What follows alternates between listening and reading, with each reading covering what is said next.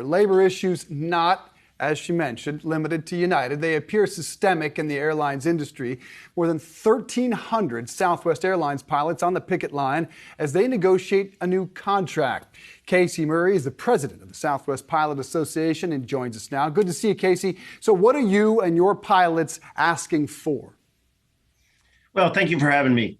Really, we want to share with our guests that we have, that we stand with them and understand that a lot of the issues going on, are the same for the pilots. We have the same sort of frustrations, and we've identified it's really just the misuse of the pilots, and it's an inability of Southwest to correct or to connect pilots to airplanes. And so then obviously some of these negotiations with contracts can go on for years then. So what are the expectations or any sort of progress that you see so far? Well, we're kind of at an inflection point right now in the industry as far as pilot goes. There is a critical shortage that's going on. There's also all of the major airlines right now are negotiating contracts. And with a limited number of pilots out there to be hired, whomever has the best contract is really going to be able to recruit and retain, the best possible pilots there are. Casey, are the pilots getting burned out faster? You would think they would be. And then therefore, if they are, do you see this pilot shortage getting even worse over the next couple of months?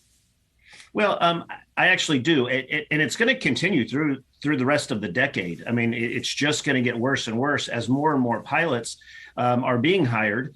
And for Southwest Airlines and SWAPA, we've identified several issues where it's how our pilots are being used. It's fatiguing.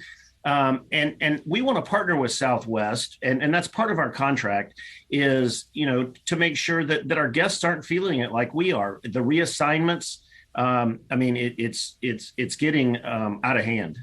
Casey, I don't hear you asking for more money, but I assume that is a central part of the argument.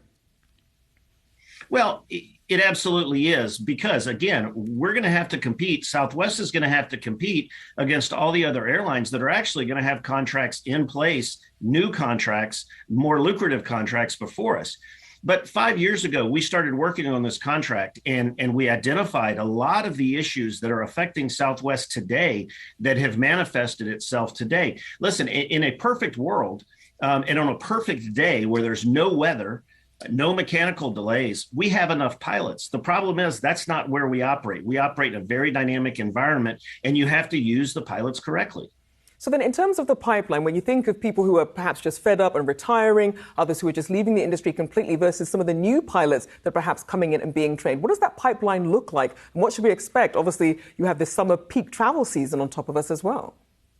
Well, we're concerned about this summer. As far as the pipeline goes, everyone is hiring right now. It's kind of a perfect storm that's going on with pilots having the choice for the first time ever as to where they go. They're getting multiple offers from multiple major airlines. But again, this is going to go, for the rest of the decade, and it's only going to get worse. And we're seeing less and less people move into the pilot ranks at the bottom. I like to call it cradle to career. And it's taking longer to get there, and fewer people are entering our profession. How do we fix it? Well, I think we have to address it long term. And in the short term for Southwest, operating a more efficient airline, using its pilots more efficiently is only going to make, the day-to-day travel that our guests feel comfortable. Casey, when you take a look at what's happening right now, taking a look down the line, I guess, what has the feedback been like from Southwest? Are they coming to the table to talk? And how effective do you think the pickets like you did yesterday, how effective are they usually in discussions like this, in these negotiations? Well, we were able to stand next to our passengers this week during the picket, and share the frustrations with them. We share those frustrations with Southwest Airlines. It was a chance for about 1,500 people, 1,370 pilots to speak directly to Southwest that, hey, we're not happy. And we are always going to be there. We're the most productive pilot force in the world, Southwest Airlines pilots, and we're proud of that. But we've also lost 20,000 days off in the past year to being involuntarily come into work. And our pilots voluntarily do that all the time. We've given 164,000 days to Southwest. We are Southwest Airlines. We do more with less. So we want that recognized, and we want Southwest to come to the table and get something sooner rather than later, so that this pilot shortage doesn't affect us in the future and affect network and revenue opportunities for Southwest. Casey Murray, great to speak with you, Southwest Airlines Pilot Association president. Guys, this really speaks to a huge issue that we know that we have talked about so many times going on in the airline industry. Weekend after weekend, it seems like already this summer, thousands of flights are being canceled. Travelers are getting very, very upset with the airlines. It's not the pilots' fault, and pilots are getting burnt out. And it almost seems like there's no real solution coming from these bigger airlines. There's not. And what we just had the largest teachers union here. We just had manufacturing here, and now pilots. And the common thread is there is no solution there to retain or recruit new employees. In particular, we just heard from what are they going to do to bring new blood into the system? We are reaching a real dangerous point in this economy in the years ahead.